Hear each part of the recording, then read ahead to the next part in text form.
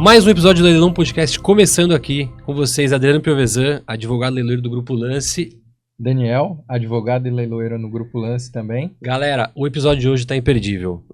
Hoje eu vou apresentar para vocês um cara excepcional. Ele tem 20 anos de trajetória no mercado de leilões. 20 anos. Sabe aquela história quando o cara tem o piloto de avião tem 10 mil de horas de voo? Se você contabilizar a horas de voo que esse cara tem em leilões, é muito mais que 10 mil. Então, ele tem experiência. E mais, que a gente conversou aqui nos bastidores, ele já realizou a intermediação, né, a assessoria, dizer assim, de mais de 500 arrematações. Ou seja, já expediu 500 cartas de arrematações. Ex-presidente da Comissão de Direito Imobiliário da OAB de Santana do Parnaíba e o mais impressionante, atual presidente da OAB de Santana do Parnaíba. Não é isso mesmo, Daniel? É isso aí. Vamos passar a palavra para ele. Seja muito bem-vindo, Dr. Danilo. Boa tarde, meus amigos. Adriano, Dr. Daniel, muito obrigado pelo convite. Estou muito feliz de estar aqui falando um pouquinho do que eu tanto amo, que é de direito imobiliário, de leilão de imóvel.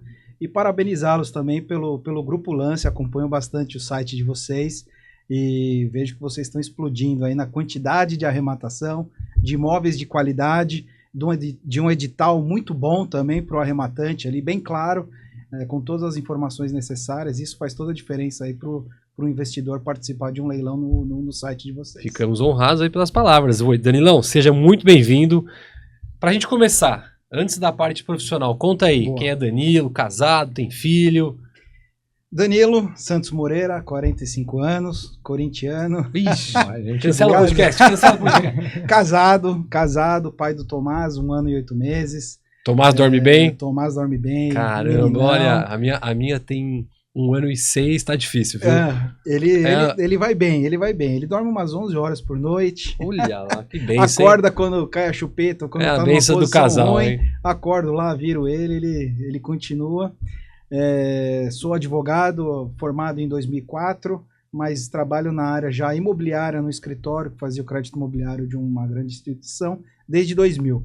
Então, estou nessa atuação aí de imóvel e de retomada de imóvel, arrematação de imóvel, desde esse começo aí dos anos 2000, formado em 2004, montei meu escritório em 2007 e desde aí atuando bastante na área imobiliária e na área de leilão de imóvel judicial e extrajudicial. Não, 500 arrematações, porque imagina assim, imagina que você participar de um leilão, você precisa validar 10, né? Então é média assim, você precisa participar de uns 8, 7, 5, pra você arrematar você teve 500, mais de 500. Hoje sim, Adriano, hoje sim você tem que garimpar bastante, primeiro porque, como eu atuo há muito tempo nessa área, eu tenho muitos investidores, a maioria da minha carteira são investidores.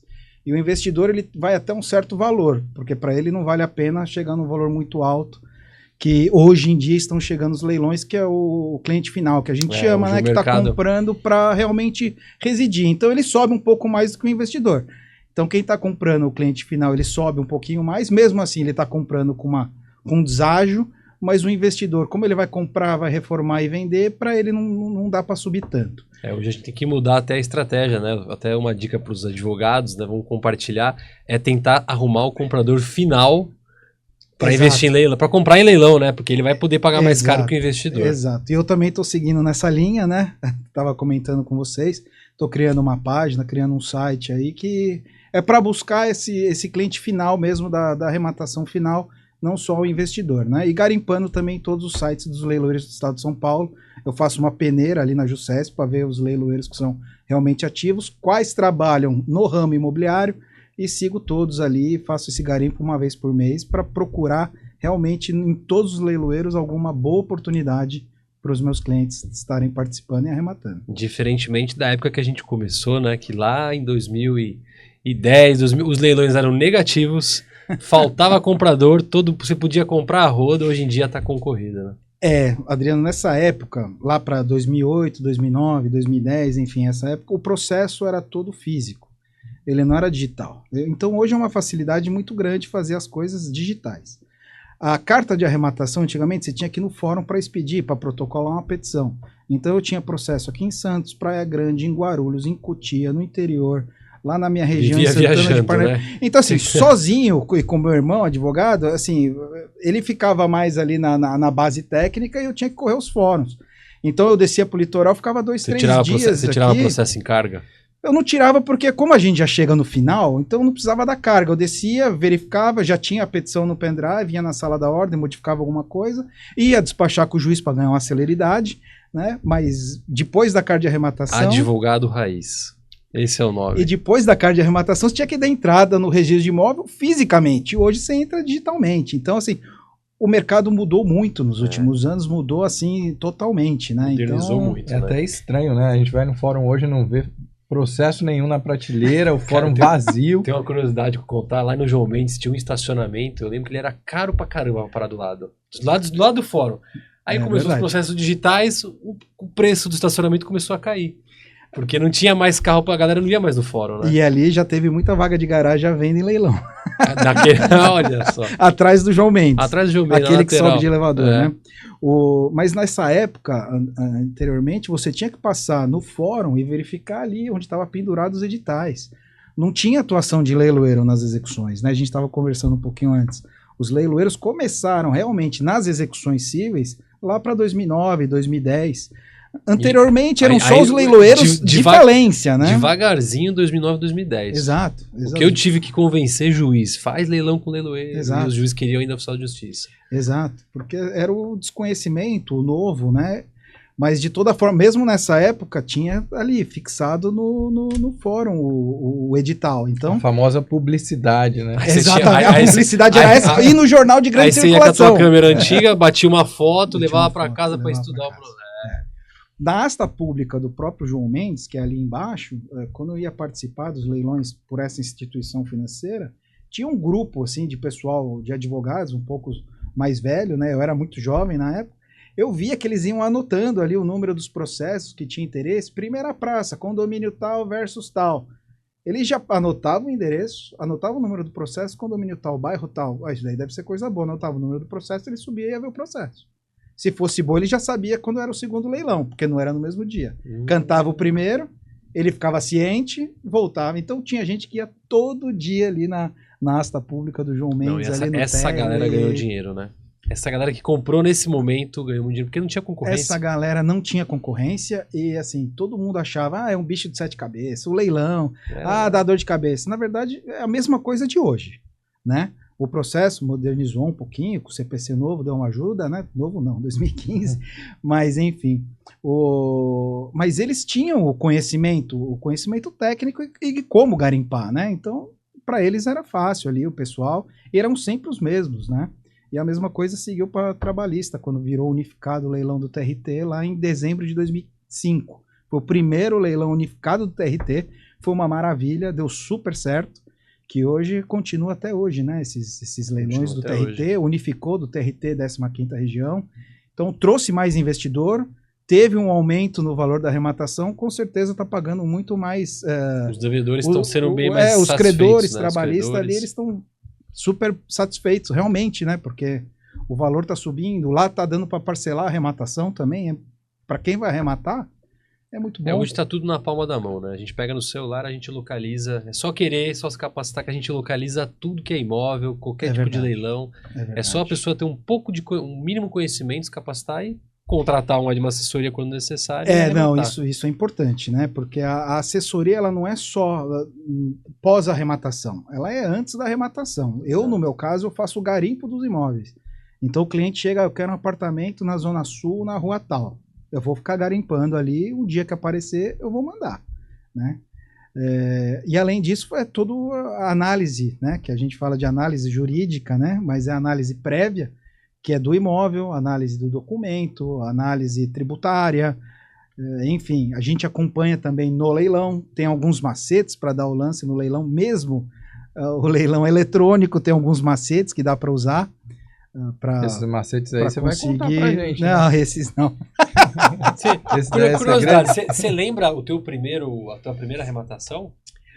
Nossa, não, mas deve ter sido lá para 2004, 2005. Nossa, cara. Porque o banco fazia a retomada, antigamente era a hipoteca, que era a garantia real do financiamento, e tinha que executar a hipoteca. E quando executava a hipoteca pela Lei 5741, demorava muito tempo, mesmo porque o mutuário já tinha entrado com uma ação contra o banco para discutir o contrato, juros e etc. E segurava durante muitos anos. Então, quando você executar a hipoteca, já devia muito para o banco, já devia condomínio, já devia IPTU. No final, o banco às vezes nem queria mais, porque Já ele tava não queria tudo, arcar. explodiu todos os valores. E já. quando a gente conseguia arrematar, a gente tinha que exonerar do restante da dívida, porque é o saldo devedor. Pelo decreto 7066, você tinha que arrematar pelo saldo devedor. Justamente para o devedor não ficar devendo ainda para o Mas banco se fosse com arrematado. outros bens, né? Por isso que a gente arrematava e exonerava do restante da dívida, porque você arremata, o reflexo tributário disso é menor. Eu lembro até um Porque se leilão. você arremata pelo valor do saldo devedor, que é 3 vezes o valor do imóvel, você vai pagar todos os impostos, emolumentos, tudo calculado sobre esse valor. Esse, o Banco era o Itaú? É. Eu lembro até no leilão, até acontecia na Zuckerman. A Zuckerman vendia um crédito do Itaú judicial. Ela fazia um leilão desse, aí era uma loucura. Que eram os imóveis lá em cima, preço lá embaixo, mas era uma confusão danada. Já peguei cliente assim também. Fazia de baseada, né? Ele vendia 5 imóveis 5. para uma pessoa. Assim, Era um lote, você, né? Era um lote. Você se vira com tudo que tem lá. Eu peguei um caso desse. Uma cliente que eu tinha na época, não era leiloeiro, 2008, ela comprou 15 créditos de apartamento em 3 lances. Sabe assim? Mas barato pra caramba. Barato. Ela não sabia o que ela tava fazendo, nem eu sabia o que eu tava fazendo. Foi um rolo, mas deu certo aí, deu pra ela recuperar alguma coisa. Ali, essa época aí, o banco vendeu e o caso que eu peguei, a pessoa que estava no imóvel, ela entrou como uns campeão sobre o imóvel. Então, assim, tinha coisa boa, tinha coisa ruim, só que você não analisava, né? Foi de baseada mesmo. Tinha que arrematar 5, 6, 7 imóveis de uma vez, né? Foi E um dado, nessa época, um dado legal que eu acho que assim, até explicando pro público, né, que antes não tinha alienação fiduciária. Até tinha legislação, mas não era muito usuário. A lei de 97, mas não era muito usava. usada. Era tudo hipoteca. Então o banco hipotecava, aí o banco tinha que cobrar judicialmente, daí a hipoteca gerava o leilão, né? Isso. E você sabia que essa informação é imprecisa, mas eu acredito que os leilões começaram online, 100% online em 2009, até os extrajudiciais. Não tinha leilão extrajudicial online. Os leilões extrajudiciais de bancos, quando ele estava retomado, era presencial, não era? Os leiloeiros. Eu me recordo que era presencial. Eles faziam, não, eles iam para um hotel, né? Isso. E daí eles faziam num saguão de hotel. Não tinha essa questão da ferramenta tecnológica de fazer através do site. O site que tem hoje, cada um leiloeiro tem um tipo de ferramenta, mas, enfim, no próprio site você consegue logar, dar lance ali e acompanhar. Antigamente não tinha, né? Não tinha nem site, talvez, do leiloeiro. Então, o leiloeiro fazia uma ampla publicidade via jornal local ou jornal de grande circulação em São Paulo, né? Nos grandes jornais, falava, no dia tal vai ter o leilão do banco X, vai ter tantos lotes lá. Chegava lá, te entregava um caderninho, tá aqui os imóveis, dá uma olhadinha e vão pra cima. O online mesmo começou quando o TJ deu esse empurrão e falou, vai ser judicial, né? Com o provimento 1625. Aí acabou que os bancos entraram na onda e começaram a fazer online também. De 2009, né? Foi bem interessante isso, porque um pouquinho antes desse período, o próprio TJ, salvo engano, queria tirar os leiloeiros, né? Da atuação, e houve uma discussão bem grande. Foi montada, na época, associações de leiloeiros, tem até hoje essas associações, que discutiram, que brigaram ali para ter o leiloeiro, e é muito benéfico pro processo, assim, pensando agora no processo, não tô nem pensando como advogado de arrematante que quer fazer um bom negócio. Pro meu cliente fazer um bom negócio, só tá ele competindo no leilão. Mas pra execução como um todo, que o devedor, o final né, do processo concordo. E da forma menos danosa pro devedor, tá no próprio CPC, é que o valor suba para que ele consiga pagar um pouco mais de dívida ou sobre algo para ele, né? Eu acho que a presença do leiloeiro, ela gera, de vários leiloeiros, ela gera uma concorrência no mercado e gera qualidade no serviço. Sim. E traz mais arrematantes, preço lá em cima, Sim. credor recebe, devedor recebe o saldo, todo mundo sai feliz. Diferentemente, por exemplo, em Portugal, né, os leilões em Portugal, eu tive uma experiência lá, são feitos por agentes de execução. Não é os leiloeiros que fazem os leilões do TJ de lá. São como se fossem oficiais de justiça. Então não tem essa força motriz que tem o mercado de leilões aqui no Brasil. Eles estão, acho que, para trás alguns anos. Algumas décadas, né? Dizer assim, por conta que eles não têm os leiloeiros. A presença, até tem leiloeiros, mas não no judiciário. Então acho que é legal ponderar isso daí. Bacana. Mas vamos lá, vamos comer. A Vamos. gente só bateu o papo da história. O Daniel ficou de fora do assunto Tava aqui, ó. aqui, O Daniel, pô, eu sou novo, cara. Para com isso aí, Eu tava velho. imaginando um edital com hieróglifo, um negócio Não, assim. o edital, assim, a evolução histórica do edital foi maravilhoso também, porque os leiloeiros, na maioria das vezes, não eram advogados, né? Eram de famílias de casa de leilão, enfim. Igual o registrador, né? E Era capitania hereditária. o desenvolvimento do leilão, do edital, na verdade, foi maravilhoso. Por exemplo, nessa época, 2007, 2008, 2009, não constava no edital o 130 parágrafo único do CTN. Então, Isso é de 73, né? Essa legislação, o CTN? Ou é antes? Não, é antes. 1930. É antes. antes? O CTN é antes. 1930, 73 é o CPC É, antigo. 73 é CPC antigo, verdade. E não constava. A única coisa que aparecia lá no edital os débitos do imóvel ficaram por conta do adquirente. Então aí virava uma bagunça geral, porque o advogado entrava pleiteando isso, o juiz respaldava. Não, mas no edital não está dizendo isso. Vai para o tribunal. A maioria das vezes o tribunal falava, o edital não está dizendo isso. Então, com o tempo, foi melhorando o edital, constando isso do 130, parágrafo único, e pro arrematante dá uma segurança maior. Porque Tinha uma insegurança ainda, porque não tinha muita definição, como tem hoje. Hoje é Exato. definido, né? Hoje... Mas por essa briga que começou lá atrás, né? Porque já não constava no edital 130, começou a constar. Hoje já tem um tema repetitivo Hoje, que é maravilhoso. É até legal a gente frisar isso pro pessoal que tá assistindo. Se você encontrar qualquer edital judicial que fale que o arrematante responde débitos tributários, esse edital é ilegal. O arrematante não pode mais responder por débitos tributários em leilões judiciais. Mesmo que não conste o 130. Mesmo que não, mesmo se o leiloeiro fizer assim, eu já vi casos assim, às vezes o credor ele quer receber o dinheiro na frente da prefeitura e fala, ó, consta de credores ali, consta que ele vai pagar. Hoje é ilegal. Então, se você vê o edital, o arrematante tem que pagar o IPTU, esse edital não é válido. Não pode, não vai pagar mais. Decisão recente agora, tem que discutir, tem que procurar um profissional qualificado, que entenda. Ontem eu fui procurado por um cliente que arrematou um processo no litoral, por exemplo. Tá lá no edital, que não paga, enfim. Só que depois que ele tirou a carta de arrematação à posse, entrou um outro advogado que tá fazendo uma salada lá e dá a impressão que o advogado tá falando, não, mas ele não tem que pagar, mas em momento algum a juíza falou que tinha que pagar. IPTU, ele tá com essa discussão? IPTU. E a prefeitura lá de São Sebastião tem alguns débitos, tem outras coisas, tem o ITBI de cessão, porque não tem matrícula lá, é direito possessório, tem uma escritura do direito possessório, não vai pagar ITBI, mas assim, eu não vou ficar falando pro cliente antes de ele me contratar. Então eu tô aguardando para ver se ele vai me contratar ou não para resolver agora isso. Ele vai ter que mandar esse podcast para ele te contratar agora. Eu vou mandar e vou dobrar o valor dos honorários. Fala aqui, isso ó, aí. tá aqui. Usa a Porque, ferramenta a seu favor. Não, e assim, a informação tá aí, mas tem que saber usar, né? Acho que o conhecimento e uma arrematação boa ali Bom, vocês são aqui do litoral, Barra do Saí é maravilhosa, a praia ali, arrematou uma casa... É uma das mais bonitas. Exato, arrematou bem o imóvel lá, tá preocupado com o IPTU, mas tem que ter o conhecimento técnico, saber fazer o pedido judicialmente e administrativamente, junto à prefeitura também, né? Então tem toda essa questão aí. Verdade, né? E é isso que faz muita diferença, né? Com os advogados que sabem manobrar esse tipo de execução. Saber como que protocolar uma petição, onde protocolar a petição. O que tem de advogado que muitas vezes não sabe e nos ligam lá para que a gente possa instruir é enorme.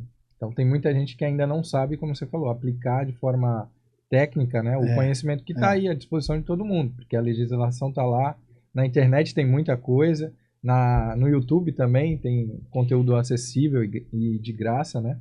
Mas tudo isso para falar que o leilão ou o direito imobiliário te escolheu, na verdade, né? Não foi nem você que escolheu ele.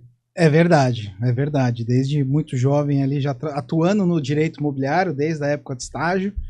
E é uma paixão, o imóvel é uma paixão, né? Para quem gosta de construir, reformar, comprar, vender. Então, o direito imobiliário é uma paixão. Então, no escritório a gente faz essas questões também de intermediações, escrituras, due diligence, faz contrato de locação, faz direito imobiliário quase Muito que na bom. sua amplitude, né? Então, E por bem incrível legal. que pareça, o assunto, a gente sempre pincela isso nos podcasts também, Mas o assunto leilão, ou talvez até direito imobiliário como um todo, não é abordado na faculdade, né? Você não tem, assim, uma aula sobre leilão. Você passa ali no processo de execução, fala, ó, se você penhorou, avaliou, você manda para leilão. E aí não tem não tem a profundidade do que é o leilão de fato. Você trouxe até um livro aí que ao final vamos indicar para o pessoal que quer aprender um pouquinho mais, mas que dica você daria para um advogado que está começando agora e quer iniciar no mundo dos leilões ou ver isso como oportunidade? Você acha que ainda tem espaço? Essa pergunta é muito boa e é muito difícil de responder, porque o leilão não é só um tipo de leilão que existe, né? Tem o leilão judicial, o extrajudicial, por N motivos, o judicial também por N tipo de processo. Tem o processo civil, tem o processo de falência, tem o processo trabalhista, tem a execução federal, então tem um monte de questões aí que tem que tomar certos cuidados. Cada processo tem o seu rito, cada processo tem o seu tipo de nulidade ali no meio, então você tem que analisar desde o começo todo o processo para não dar uma nulidade lá na frente e o seu cliente perder o dinheiro caso o credor lá no processo já tenha levantado o dinheiro. Então tem que tomar um pouco de cuidado. A dica é estude bastante o CPC para entender como é que funciona as execuções. Eu até me recordo. 879 ao 903. 903 Isso, o 879 fala os tipos de alienação, né? Até o 903 que o 903 é da carta de arrematação. 903 menos que fala da 24 artigos. São o que falam do... entrando um pouquinho antes, daí tem a questão também das intimações. Por exemplo, tem processo que o próprio advogado, o exequente, ele não pede a intimação do credor hipotecário, por exemplo. E se você não intimar o credor hipotecário, a hipoteca ela não vai extinguir como todo mundo acha que ela vai, né? Então, sumiu, assim, né? isso não acontece. E se o advogado não é diligente no próprio processo de execução, o advogado do exequente, né? Se ele não fizer as intimações, não fizer os requerimentos corretos, lá na frente vai dar uma nulidade.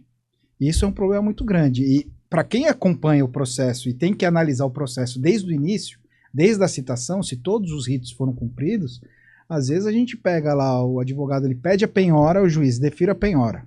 Ele não pede o auto de penhora para averbar na matrícula. Às vezes o juiz defira a penhora, serve essa decisão como termo. Vai de ofício, mas às vezes, a maioria das vezes não. Né? Exato, não. E daí pediu a penhora, defiro, manda pasta pública. Nossa, calma. Aí no intimo, calma, gente, calma. Tem uns 2 anos de processo para chegar no leilão, né? Tem que ter uma avaliação, vai ver se vai impugnar ou se não vai impugnar o laudo. Se for um compromisso, tem que intimar o vendedor, intimar os credores, tem que intimar a fazenda também, para saber se tem débitos lá na frente, vai ter que intimar. Então tem vários caminhos aí que tem que ser percorrido antes do leilão efetivamente. E você vê assim, um certo, não sei se é despreparo, ou enfim, o processo ele tem um rito para seguir. E se não seguir, vai dar uma nulidade lá na frente, que eu já falo para o meu cliente não fazer. Mas o que eu tenho observado muito também é que vocês, leiloeiros, advogados, têm feito essa diligência. Quando percebem isso, vocês peticionam nos autos, falam, excelência, vamos sanear esse processo aqui, que precisa tapar esse buraco, senão não vai dar certo. Tem um motivo nobre nisso tudo. Não é para defender o processo, não. É para a gente não devolver a comissão. Porque a gente lá atrás, o leiloeiro não fazia as intimações. Nenhum leiloeiro fazia. Sim. No começo do leilão eletrônico e tal. O leiloeiro não fazia a regularização processual. Ah, sim. Aí o que acontecia? A gente vendia, porque a obrigação de regularizar o processo é quem movimenta o processo, é do credor. Sim. E a gente devolvia o leilão. Vendia e devolvia. Então a gente pensou, não, vamos fazer o saneamento processual. Hoje é praxe no mercado, quase todos os leiloeiros fazem isso. Porque assim, se você não tapar esses buracos antes, lá na frente vai dar nulidade, vai ter que devolver comissão, vai ter que devolver o dinheiro do arrematante, todo mundo perde tempo. O executado, a dívida dele só sobe 1% ao mês, mas o credor não recebe, o juiz trabalha mais, a serventia tem muito mais trabalho porque vai e volta, então assim... não é bom para ninguém. Tem que seguir o rito. Então, para o advogado que está começando agora, realmente é prestar atenção nos ritos e fazer os pedidos corretos. Assim, a informação está aí, está aberta. Os processos são digitais, antigamente era físico, então eu não conseguia ver a petição que o meu colega estava fazendo. Hoje né? dá, né? Hoje, Facilmente consegue. pego sua OAB, coloco lá, Adriano Piovesan, OAB, pá, entro em todos os seus processos lá, vejo seus pedidos, pronto. Mas isso também não é suficiente, né? Você tem que saber, além dos pedidos, como atuar se vier uma negativa. Sim. E outra questão que não tem na faculdade é a questão do direito registral, notarial. E, pelo menos na minha época não tinha. Não tem Talvez até hoje algumas faculdades têm 6 meses, mas é muito pouco para falar da matéria. Tem Ela é muito hoje tem extensa. muitas pós, né, extensões, mas acho que na carga horária comum dos 5 anos, acho que nenhuma. E é- não me Por recordo. mais, o que eu percebo, pelo menos assim, atuando com leilão ao longo desse tempo, é que nada supera a vivência prática, né? Você falou aí 500 arrematações, imagina, 500 leilões já que você foi lá, pediu carta, participou, e aí imagino que já teve leilão civil, leilão trabalhista, leilão federal, leilão de falência, cada um você teve que se adequar ali. Talvez, se você fosse se dedicar cada um para fazer uma pós-graduação específica, não, agora eu vou fazer a pós de falência, você ia quebrar a cara do mesmo jeito. A vivência prática, ela te permite isso, né? São muitas vezes. possibilidades. Exatamente. Muitas variáveis, São né? muitas Muitas variáveis. E cada processo é um processo, cada executado é um executado, cada exequente é um exequente, cada cartório é um cartório, cada juiz é um juiz. Então você junta tudo isso Dá e cada você tem que pegar de fora, É muita- analisar e ver como é que eu vou fazer a mágica aqui, né, É. para fazer acontecer. Porque o nosso cliente, o arrematante, ou o cliente final, ou o investidor, primeira pergunta, chega no escritório, doutor, em quanto tempo eu vou ter a posse registrada do imóvel? A resposta básica é, não sei. Não sei. Depende. Não sei. Depende. No Depende. primeiro dia de Vamos faculdade, discutir os honorários tudo depende. primeiro, né? É. Discutir os honorários aqui primeiro, a gente já fala disso. daí. Porque não dá pra saber. Assim, quanto tempo vai sair? Não sei. Eu vou fazer o melhor de mim, dos meus conhecimentos, do meu tempo, para que saia o mais rápido possível. Que eu Teve algum registre o tempo mais recorde rápido que você possível. já acompanhou ou não? Não, a posse, ultimamente, graças a Deus, tenho conseguido aí de 4 a 6 meses no judicial. E é muito bom, né? É Antes muito bom. antes era bem mais, né? Antes era bem mais porque o CPC antigo ele previa os embargos à arrematação até 2015. Então, os embargos à arrematação cabia apelação. A apelação recebida do prefeito. Suspendeu. Suspendia Vai para o tudo, tribunal. né? Uma apelação do tribunal antigamente durava 4, 5 anos. Então, assim, o arrematante não vai colocar dinheiro e vai ficar amarrado lá 5, 6, 7 anos. Ele não quer isso. Ele quer uma rapidez para ele girar o dinheiro, para, enfim. E por isso que a modernidade do CPC, né, acho que melhorou bastante os temas repetitivos que foram julgados no STJ, STF. A própria jurisprudência tem melhorado bastante no TJ. A gente tem conseguido fazer com que os débitos do imóvel sejam calculados até a data da emissão da posse, e não da data da arrematação. Isso é maravilhoso também. Tanto IPTU como condomínio. Tanto IPTU quanto condomínio. E na minha região, lá em Barueri, que é terra em SPU, Deus, né? tem a SPU. Tenho conseguido falar que a SPU é um tributo. Ele não é um tributo em si. Mas eu tenho conseguido falar pelo 130, parágrafo único, eu peço para o meu cliente pagar, apresento comprovante para ele levantar. Porque se for para citar, intimar a SPU para ele apresentar... Eles não vêm, eles demoram. Aí espera. Eu já tentei uma vez, nunca mais. A gente falou isso aqui, deu um episódio Nunca que a mais. gente comentou sobre isso. Nunca Lá, mais. lá é terra indígena, né? Dizem, né? Mas Dizem sim, que é. vamos partir do princípio que sim, é isso aí. Não, impressionante.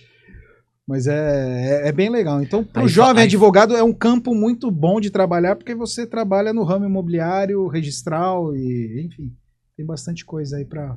Bastante coisa e, inclusive, que foge de tudo que tem na faculdade, né? Você falou um ponto legal. Você falou, olha, às vezes vem a penhora, ele já pede leilão. Chega pra gente, nós somos nomeados para realizar os leilões. E aí, acabo analisando diversos processos ao longo da semana do dia.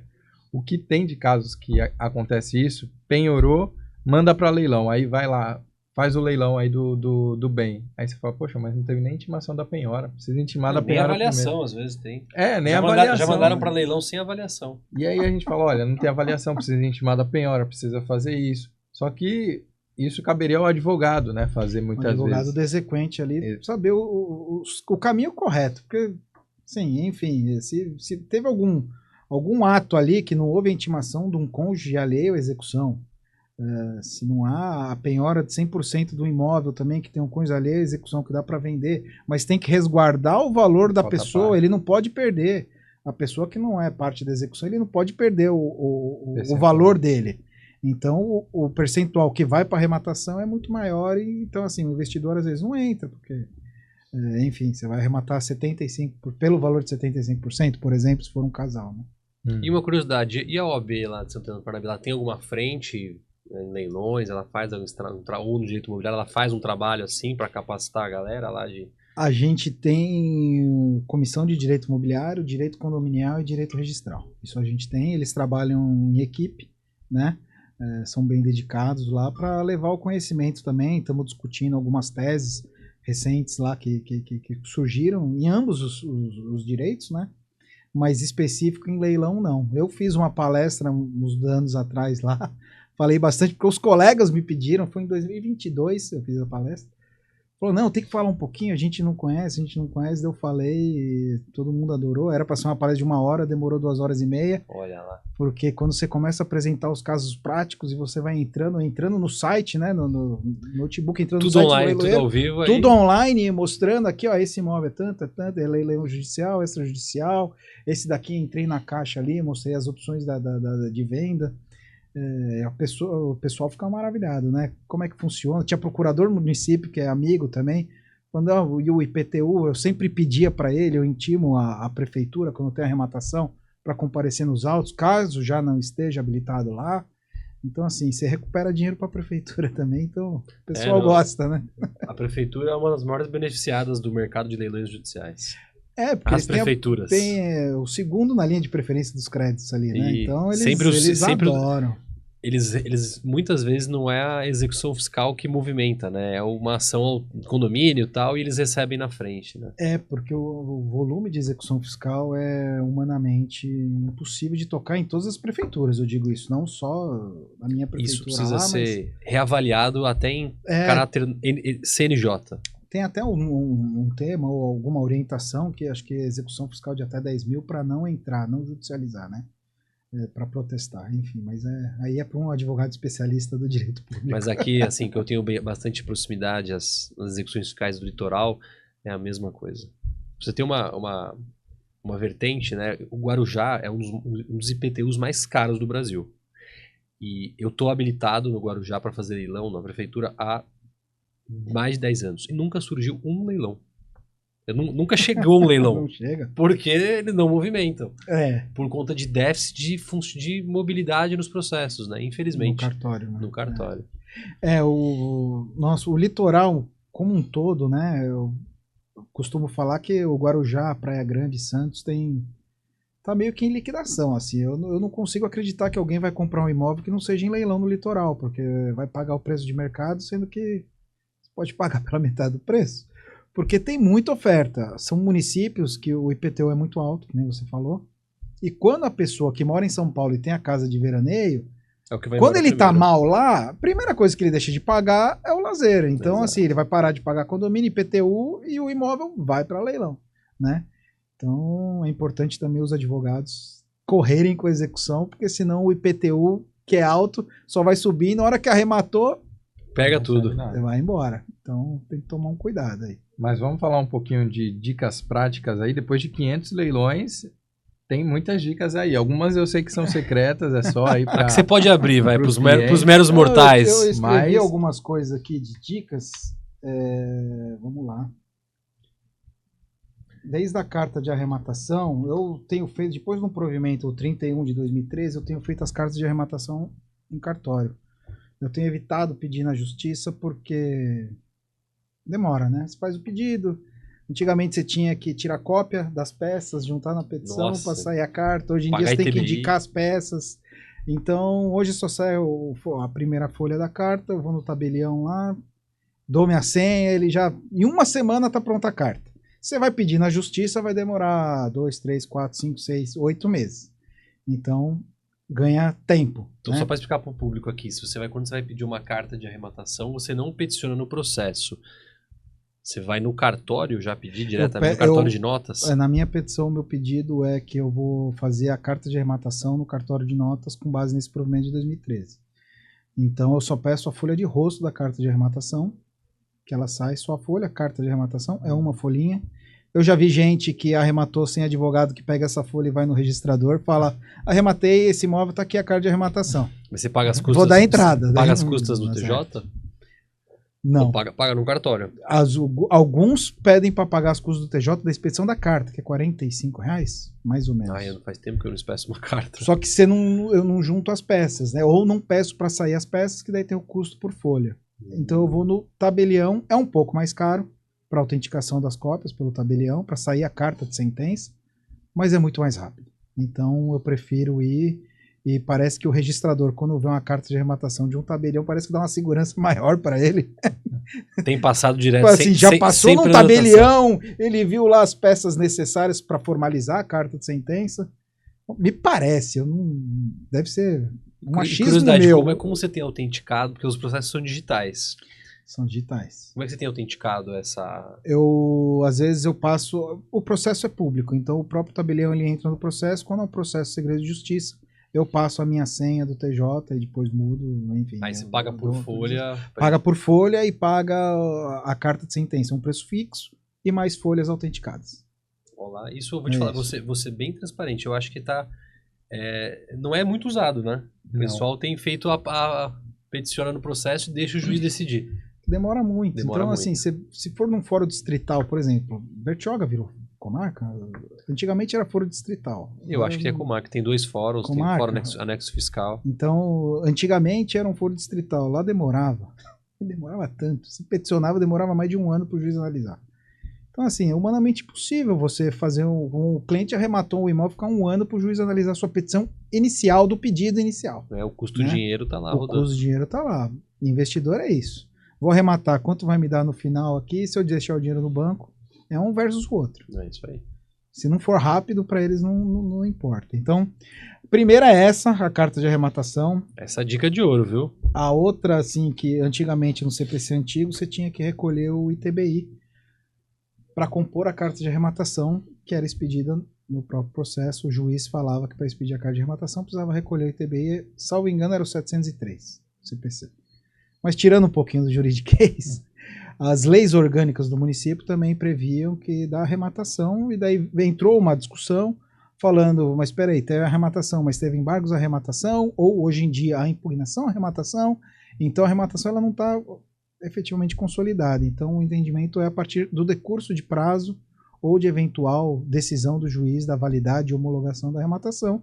Eu tenho expedido a carta de arrematação e ponho normalmente a data da carta da arrematação na guia de ITBI. Tenho pedido nesse sentido, para não pagar multa, porque se passar 15 dias da arrematação, se você for fazer o ITBI, tem 20% de multa, e enfim, e se for desfeita a arrematação, para você pegar esse dinheiro de volta da prefeitura, vai demorar um pouquinho. Vai demorar um pouquinho. O resumo, na hora que você vai fazer a expedição da guia de ITBI, que a grande maioria hoje é online na prefeitura, isso. Você coloca a data da carta de arrematação. Da carta de arrematação. E alguns municípios colocam que é sobre o auto, né? A legislação dos municípios fala que é sobre a arrematação. Sobre a arrematação. Mas se a arrematação não foi efetivada, ou se tem algum recurso... Nunca ninguém falou assim, meu, tá errado, vem aqui e toma uma multa, não? Então, a data da carta que você... Galera, duas dicas de ouro, tá? Porque, ó, a gente faz muita venda, poucas pessoas usam essas duas fórmulas aí. Poucas pessoas. Tenho certeza que não tá no nosso cotidiano, tá? Tem algumas outras aqui, mas daí eu vou deixar para depois. Vamos gastar essas fichas mais tarde. Deixa o pessoal ficar no conteúdo. Vamos. Da própria questão por exemplo, do 130, parágrafo único do CTN, tem uma arrematação na trabalhista muito interessante, que aliás ela que deu ensejo aqui para essa conflito de competência que a gente vai conversar lá na frente. Tinha esse débito de IPTU de mais de R$700 mil e não constava no edital da trabalhista o 130, parágrafo único. E era um valor muito grande. Foi um advogado que fazia a parte empresarial para essa empresa que arrematou, só que ele não conhecia e ele me contratou, me chamou lá no escritório dele. Eu fui lá, conversei com o dono da empresa, falei, tem algumas coisas que a gente pode fazer, mas também não é uma garantia, mas vamos tentar. Beleza, então vamos seguir. Fui despachar com o doutor Samir, ele era da 22ª, eu lembro o nome dele perfeitamente, porque ele foi tão simpático para ouvir o que a gente tinha para falar, com base na lei, né? Por mais que não tinha no edital, com base na lei, ele ouviu e falou, eu vou estudar. E a gente conseguiu. O cliente não pagou R$700 mil, isso em 2010, 2009. R$700 mil hoje, quanto dá, né? Se você for calcular. Então o cliente ficou, vida, né? o cliente ficou super satisfeito. Foi muito bacana essa arrematação.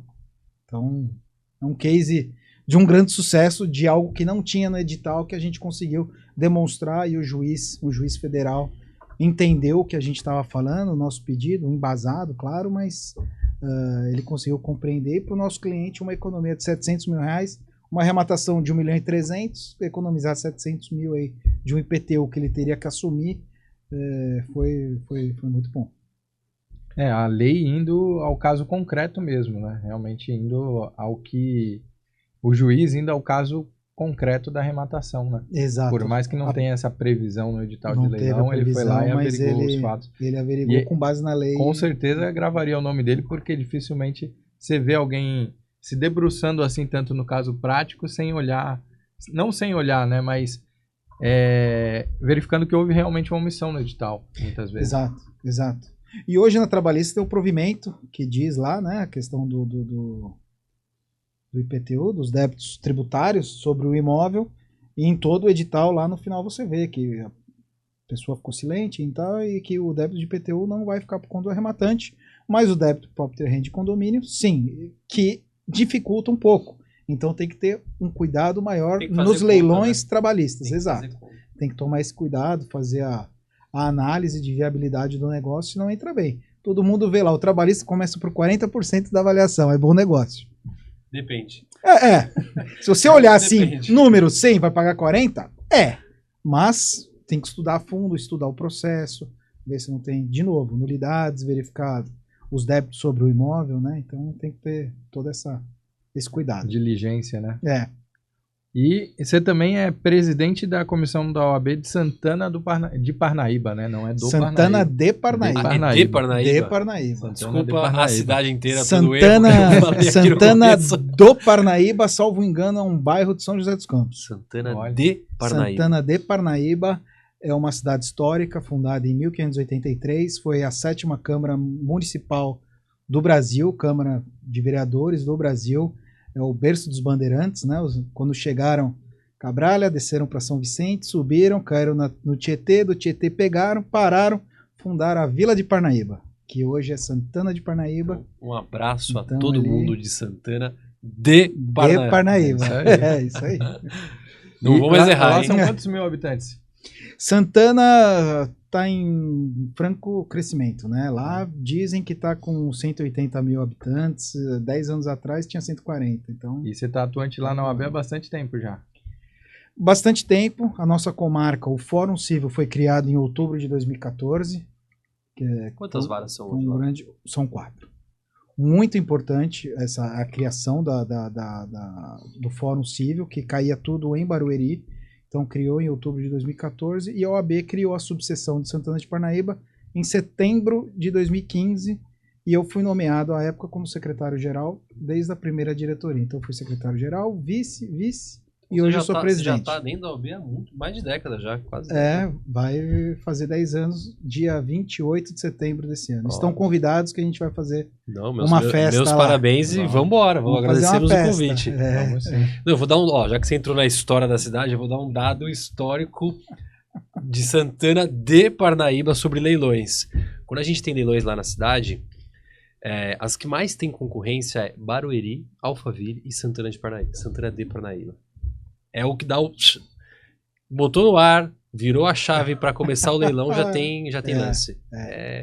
O mercado lá tá bem aquecido. Os imóveis lá, o mercado é bem aquecido. A compra e venda, a locação, é um polo que tem bastante empresa ali em Barueri, tem bastante polo logístico em Cajamar, muitas empresas. Tem algum benefício fiscal ali para as empresas entrarem? Porque eu sei que migrou, né? Teve uma saída de São Paulo. Antigamente em Barueri e Barueri cresceu. Barueri não é uma cidade antiga, é uma cidade, se fosse para chutar eu ia falar uns 80 anos, mas não tenho certeza, não fiquem bravos comigo, os amigos de Barueri, mas é porque Barueri cresceu muito por causa da Castelo Branco, né? Então o Alphaville foi desenvolvido lá nos anos 70, que era mais para ser um polo industrial, tanto é que foi a Epson, foi a Engesa, ali na parte empresarial, criaram um residencial a pedido desses empresários, para não ter que ir de São Paulo até Alphaville para se deslocar, então criou o residencial 1, que dentro tem um clube, que era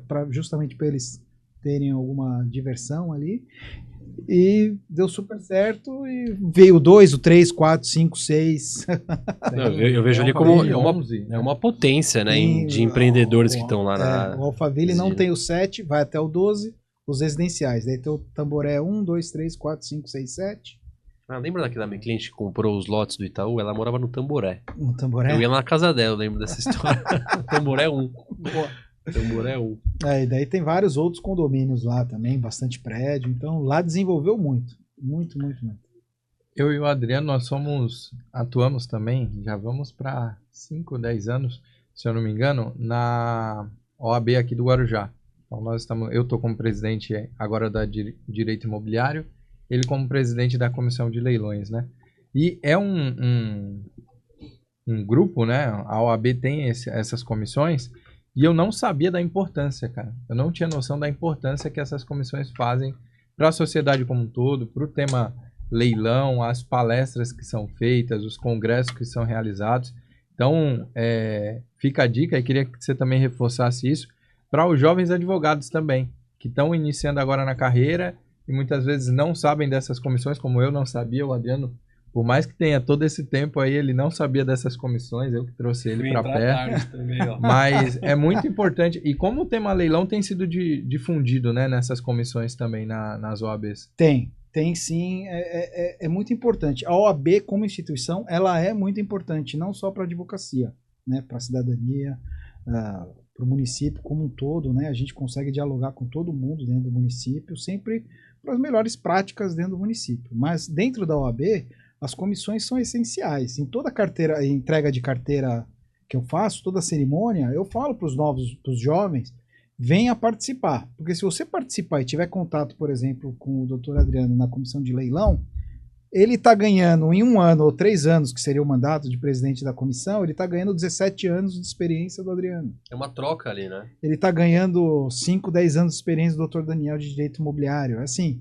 ele vai aprender tanto que ele vai dar um disparo de mais de 10 anos na carreira dele, né? Só que eu não vejo na prática isso. O jovem advogado parece que não está muito interessado na OAB, não sei se tem outros meios de aprendizagem, enfim, eu acho que é super importante. Até tem, mas é aqueles meios ainda que é uma aprendizagem rasa, né? Pergunta pro ChatGPT, ele responde tudo. Raso, eu participo de grupos e daí fala assim, aceita a resposta do ChatGPT? Eu nem leio a resposta, porque... E não sei se é preconceito meu, por ter 45 anos, ser um pouco... velho pra essas coisas. Não fala isso não, pô, que isso? Mas, não, eu acredito na ferramenta, mas assim, você não pode ensinar algo por um caminho que você não percorreu.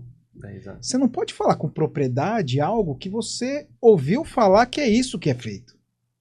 Então eu vejo muita gente hoje falando, por exemplo, do leilão, estamos falando de leilão, então, muita gente, mentoria de leilão, curso de leilão, tá bom, mas enfim, não sei qual que é o conteúdo ali, e se você não percorreu, se você não viveu o dia a dia, o problema é registrar lá na frente, e é uma dor de cabeça, até para quem é advogado experiente, apanha, né? Então quem não sabe o que está fazendo, não sabe o que está falando, está vendendo aí, e são valores altos. Às vezes é uma pessoa que está comprando imóvel para morar, é o sonho da casa própria, nossa, eu vou comprar um apartamento. Por exemplo, um apartamento de uma construtora, que normalmente custa aí 250 mil, é vendido por 100, 120 mil, a pessoa vai lá, nossa, é o dinheirinho que eu tenho, vai lá, compra. No final, não dá certo, e fica 3 anos pagando aluguel de onde ele está morando, o dinheiro preso. Isso é uma responsabilidade muito grande, né? Então, tem que ter um certo cuidado, eu sempre prezo por isso. Tem que ter um cuidado muito grande, porque é a vida das pessoas, né? O dinheiro das pessoas. Se você vai indicar um imóvel para uma pessoa que é um imóvel furado, um processo que tem nulidade, isso...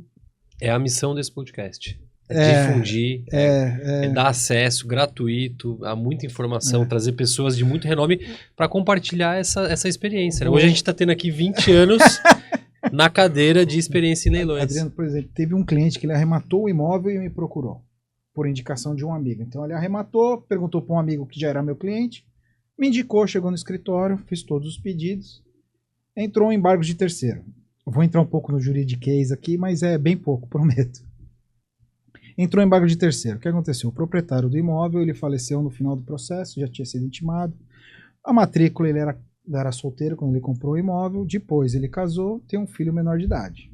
Entrou com embargo de terceiro, a viúva e o menor. Travou o leilão, suspendeu. O dinheiro já está depositado. Tem mais de 7 anos. Ah, ele não tinha carta em 7 anos? Arrematou, entrou com embargos da arrematação? Não, foi com impugnação porque foi depois do CPC novo.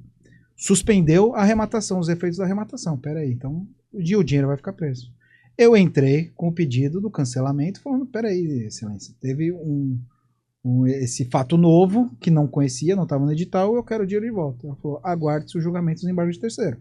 Julgou os embargos de terceiro, a pessoa ganhou, recorreu ao tribunal, a pessoa ganhou, recorreu, recurso especial, está em Brasília, tem 7 anos.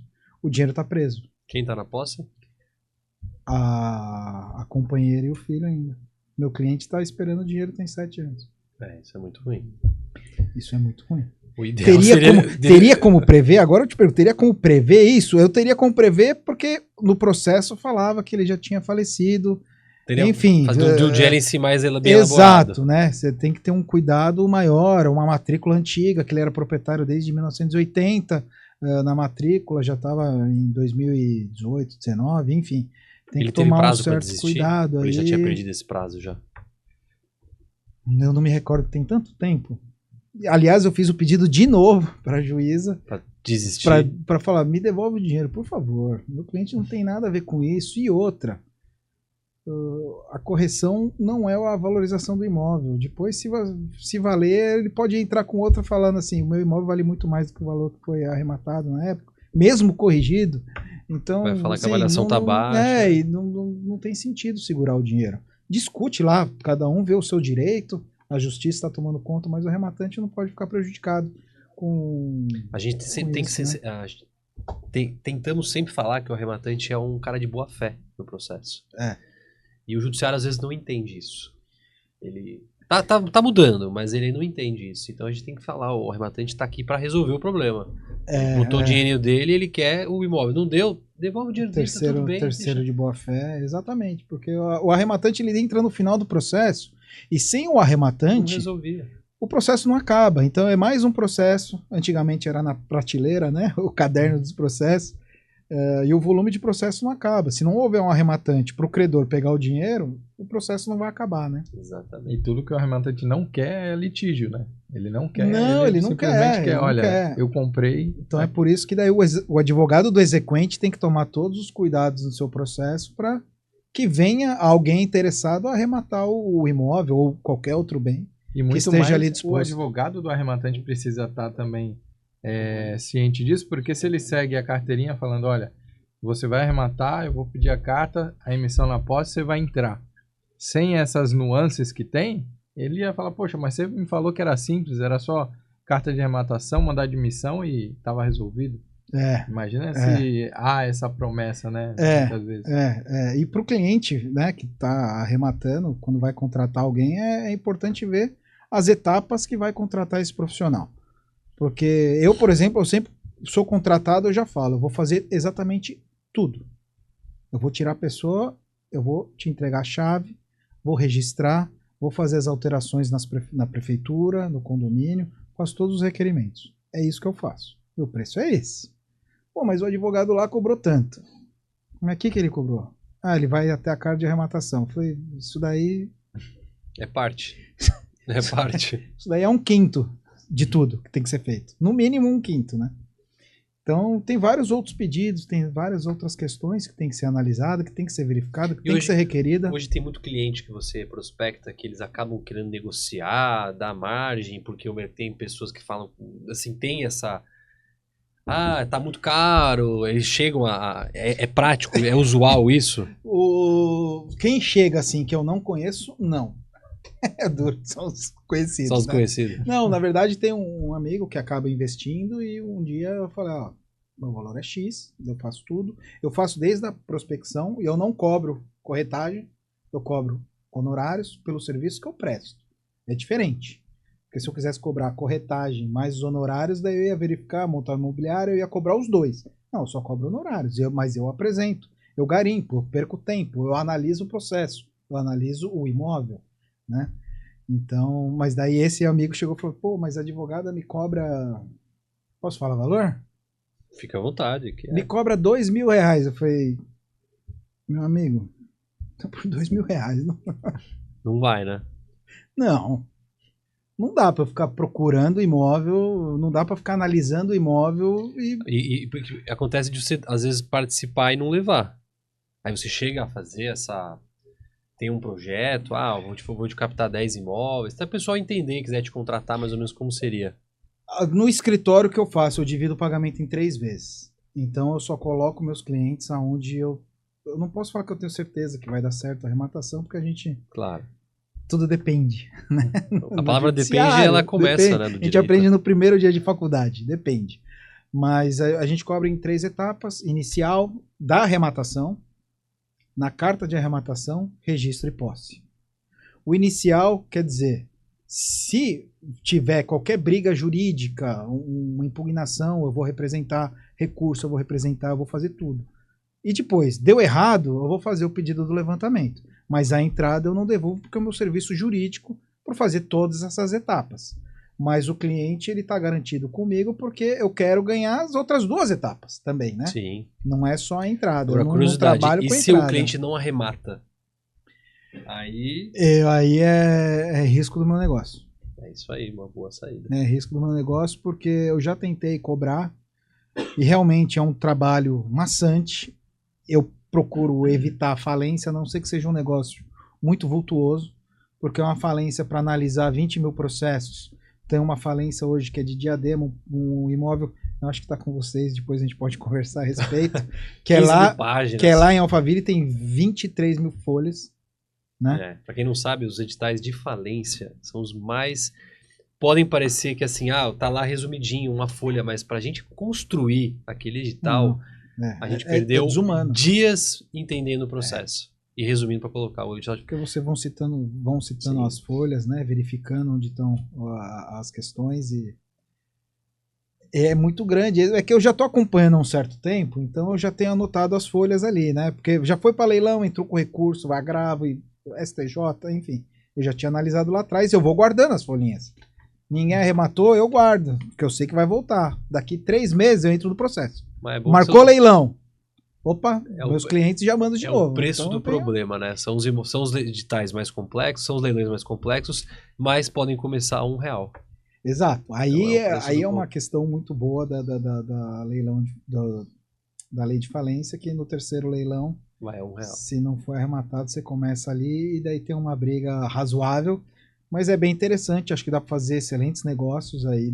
Esse aí você devia cobrar mais, pô, até. É mais complexo, dá mais retorno pro cliente? Não, esse imóvel, por exemplo, que eu estou te falando, ele foi avaliado em 27 milhões, vai começar por 13 o segundo, se não tiver R$1, mas por 13 eu tenho cliente, então vai vender. Espero que vendamos para você, então. Tenho certeza. Não, vai ter disputa, enfim, mas vai ser bem legal. Vai ser bem legal. Muito bom. Mas vamos entrar num tema polêmico.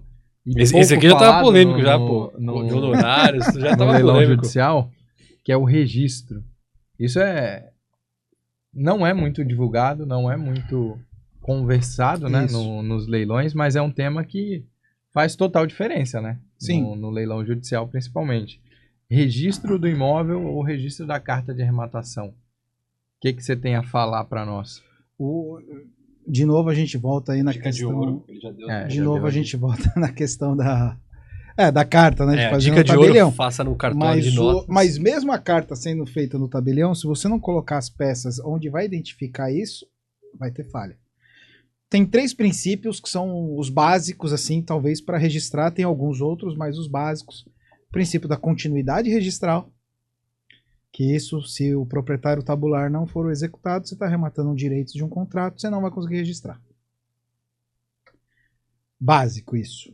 Outro tá aqui, o princípio da especialidade objetiva, que é a identificação completa do imóvel.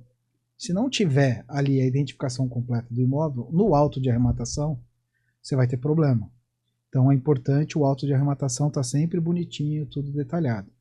E o princípio da especialidade subjetiva, que é a qualificação completa de todas as partes, e do arrematante também. Então, do executado, do exequente e do arrematante. Se não tiver isso, vai bater e vai voltar. Aí você vai ter que fazer uma declaração dos dados da especialidade objetiva. Então, são princípios que você vai bater no registrador, ele tem 10 dias úteis aí para fazer o registro, vai voltar. Você vai ter que pedir no processo, talvez, pedir uma retificação do auto de arrematação, já aconteceu muito, né? Nós já, infelizmente, já vendemos imóveis que não constava na penhora a garagem. Nossa, isso tem muito. Ainda mais no litoral, acontece, né? Tem matrícula independente. E até os novos imóveis, né? Grandes complexos, as matrículas são independentes. E às vezes por falha processual ali do quem está movimentando, não coloca a penhora da garagem e vai sem garagem. E às vezes até a execução do condomínio, né? Aí vira uma salada. Porque pede a penhora da unidade. Beleza, penhora da unidade, matrícula X, vai lá, avalia. O perito vai lá avaliar, ele não sabe que a garagem não está dentro. Ele avalia com a garagem. Aí tem o laudo com garagem. Daí o laudo com garagem, a penhora sem garagem. E aí, leiloeiro, vai lá, coloca aí no seu edital. O que você faz? Te pergunto. É complexo. O certo, o leiloeiro fala assim, opa, para tudo. Para. Volta, juiz, retifica o termo de penhora para constar. Ou tira da avaliação as garagens. Escolhe o que vocês querem. É que dificilmente conseguimos identificar isso se não for ligando pro síndico e falando, olha, tem garagem essa unidade? Não, não tem. A garagem é matrícula apartada. Porque dificilmente chega lá, tá lá na descrição, vai estar área comum. Às vezes tá percentual da área. Tem lá o percentual, aí a gente imagina. A garagem. Fala que é garagem. Deve estar. Às vezes na matrícula tá dizendo assim: apartamento de 100 metros de área útil, área privativa, e 25 metros de área total. E a garagem, pô, tá dentro da. A garagem tá nessa área? Não tá. Ninguém sabe. Exato. Se o laudo tiver escrito vaga de garagem. O laudo tá unidade e 2 vagas de garagem. Aí sim. Aí no laudo tem informando que tem a vaga. Mas daí tem que ver se é da mesma matrícula. Daí dá esses problemas. E já aconteceu de arrematar dessa forma. Era a unidade, 2 vagas de garagem. Saiu o valor da arrematação total. E o que você faz? Você paga ITBI com reflexo no valor do auto de arrematação de cada um. Você vai registrar, você não consegue registrar. Aí porque você paga os emolumentos. Daí pede retificação, pedir excelência, por favor. Com base aqui nos valores que tem, proporcionalmente o valor das avaliações e da arrematação, o imóvel é X, a garagem X e X, para eu conseguir pagar o ITBI em cima de cada um e pagar os emolumentos em cima de cada um. A gente tratou o segundo princípio, né? O primeiro que você falou da continuidade registral. Princípio da continuidade registral. Quando a gente tem direitos e tá leiloando direitos, seja um compromisso de compra e venda, um contrato e tal. Você já se deparou algum caso que você possa compartilhar, que teve que fazer, por exemplo, a famosa adjudicação compulsória ou outros caminhos, uso capião judicial, extrajudicial? Já, né? Vamos falar dos direitos, não vamos falar do direito que tem a alienação fiduciária, que teve até um julgamento recente, vamos deixar para depois, mas vamos falar só do direito de contratos, né? Contrato de compra e venda, e já houve uma arrematação dessas, já houve 3 arrematações dessas. Uma eu consegui que o juiz determinasse da arrematação que registrasse. Uma, eu entrei com uma adjudicação compulsória judicial, a juíza da arrematação, que foi o mesmo cartório, ela falou assim, eu que autorizei a arrematação, então não precisa da adjudicação compulsória, no processo espécie carta de adjudicação. Não é o correto juridicamente, porque houve uma arrematação e não uma adjudicação, mas eu queria registrar para o meu cliente, ele queria vender, eu registrei a adjudicação, ele vendeu, tá tudo certo, ele tinha a propriedade plena.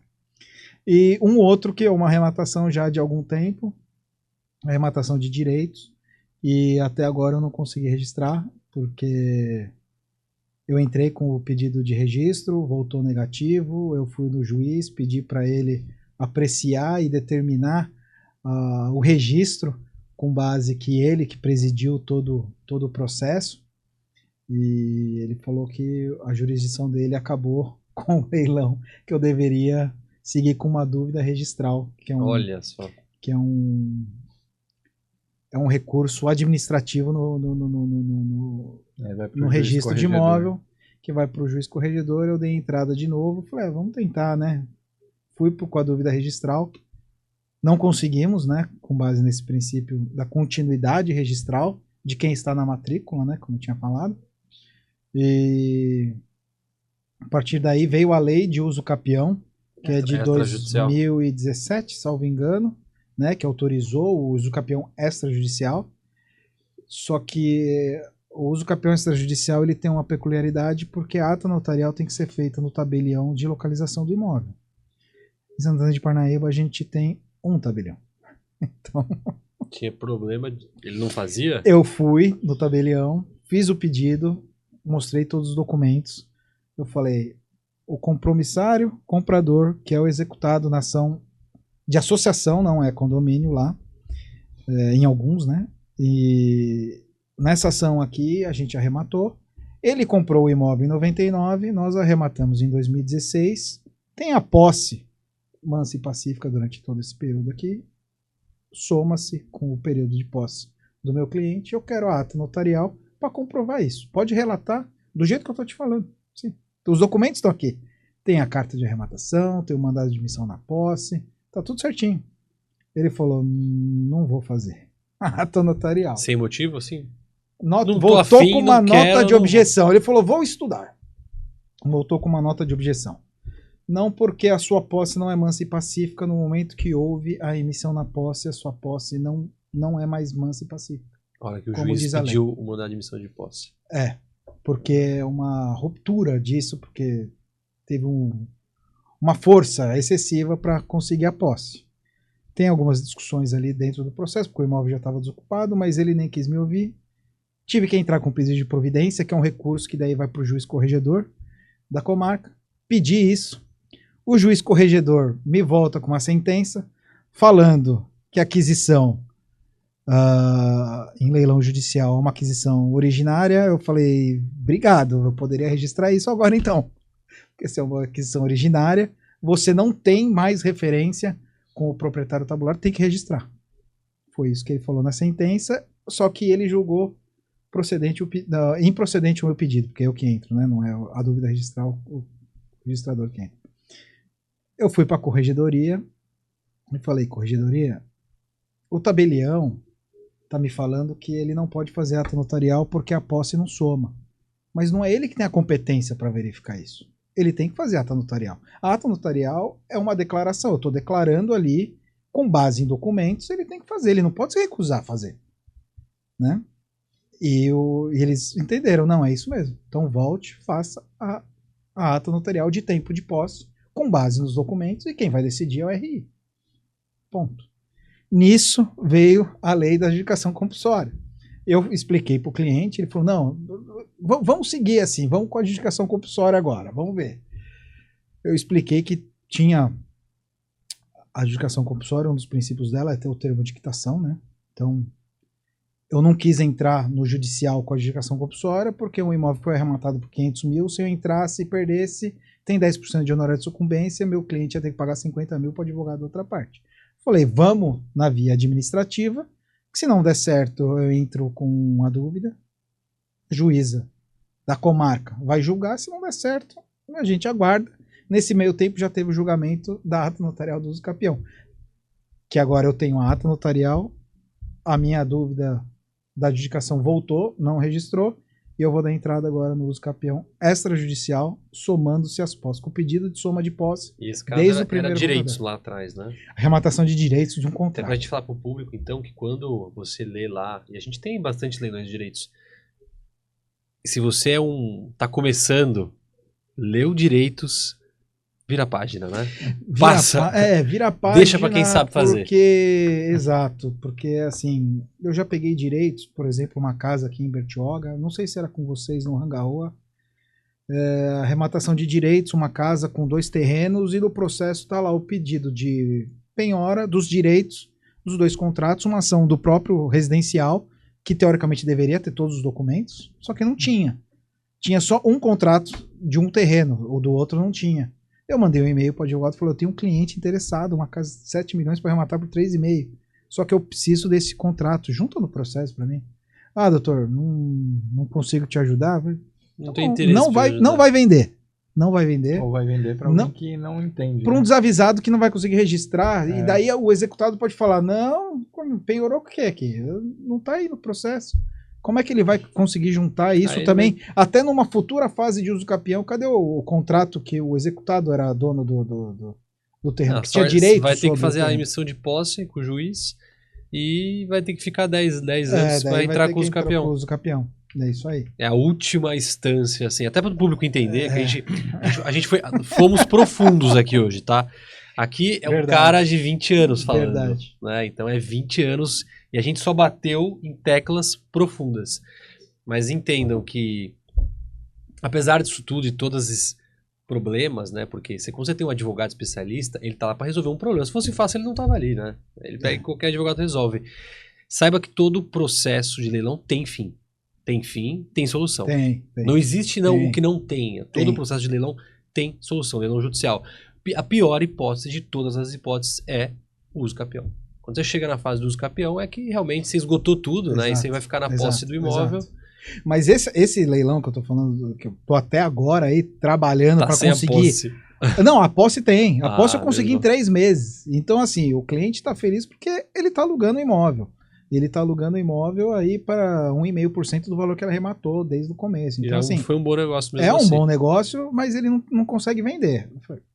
Você pode ceder esses direitos. Que tem valor também. Tem valor. Você pode vender. Você vai ceder os direitos da arrematação.